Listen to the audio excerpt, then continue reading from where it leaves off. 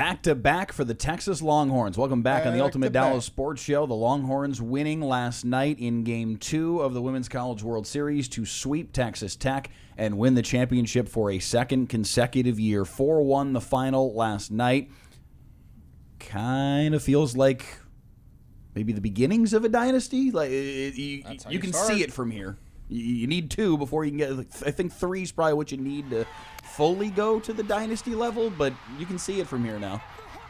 We got to create like a rule book definition on like what a dynasty. Yeah, a dynasty is the dynasty. Three in a row definitely constitutes. I think so. Dynasty, but does 3 and 5 constitute dynasty? I think so, personally. Like, are the Chiefs a dynasty? From That's 20, I view the Chiefs as a dynasty, yes. Yeah, personally. I would too. 19 to whatever, 20, 25. And I think it also is a noteworthy, and I don't know if it's necessary, but certainly a noteworthy artifact in that within that stretch they also were in the championship but lost. In the Super Bowl and lost. Like, I think that's part of, you look at what Texas has done over the course of the last 5 years. They've been in the championship finals. The Patriots. 4 out of 5 years. Patriots from 2001 to whatever, 2017 or 18. They were in it 3 times and lost over that stretch, in addition to their wins. That absolutely plays a role. It's not just winning, but it's getting that far.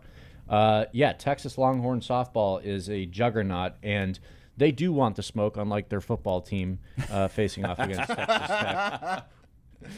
But as far as I'm aware, Teagan Kavan is going to be back for a senior year and could make it a three-peat, not only in the Women's College World Series, but for most outstanding player.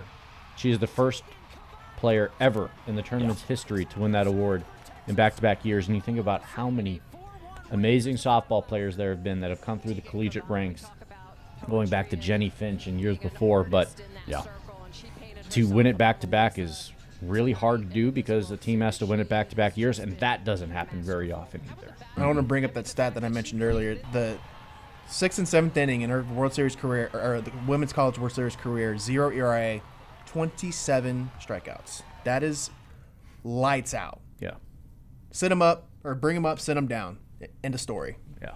That's Kavan, in a 5 or 6 day span, ended the careers of Nyjah Kennedy, Jordy Fromm, Carlin Pickens, back to back to back, and now has 2 most outstanding player awards to her name, 2 championships to her name.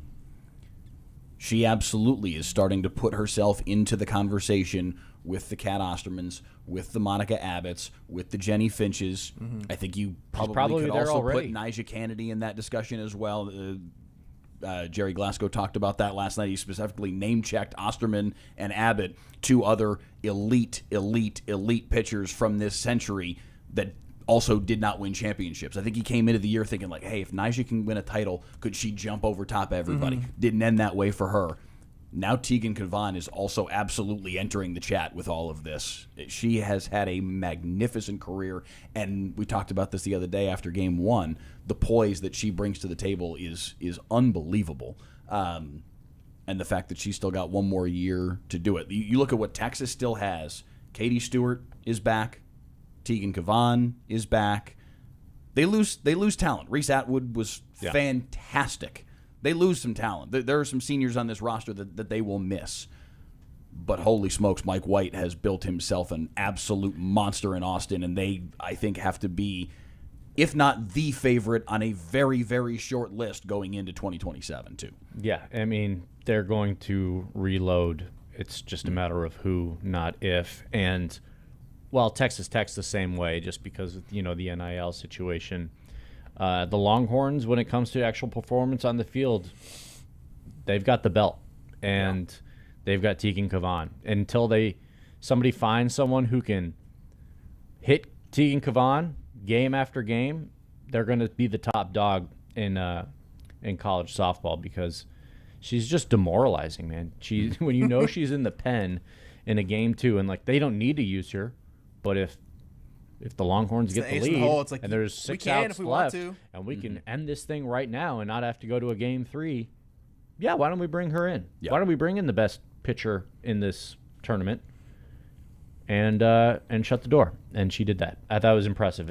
Earning the save 24 hours after a complete game victory in Game 1. It's staggering stuff, and she's still got a year left. To your point earlier relative to dynasties, I do think you need a third in a row to fully be a dynasty. But what Mike White has done since coming over from Oregon in 2018, 4 out of the last 5 years now, they have been in the championship series. They have won back-to-back championships. They have Teagan Kavan, the 2-time most outstanding player, back for her senior year next year. And, oh, by the way, they've got a flippin' superstar in Maddie Doty coming out of Grandview High School just south here of Dallas that is going to Austin next fall, that is going to be kind of the next in line, it looks like, for this Texas program. It's a dynasty that's building at the very, like, they're building the walls. They are building the pillars. Like, there's just one kind of final piece of the puzzle at this point. I kind of feel for Tech, because this program has been so good the last 2 years. Nyjah Kennedy has been so good for them in this run. And she deserved better last night than to have that game tilt on an error. Correct. That's and the gut just punch. in that moment, and it just felt the whole game tilted in that one. Yes. Mental lapse. It's just tough because you don't want to see great players not get rewarded, and for her. The personal accolades aside, it's just I really thought like this team couldn't be stopped, and then they ran into Teagan Kavan. Yeah. And let me say this.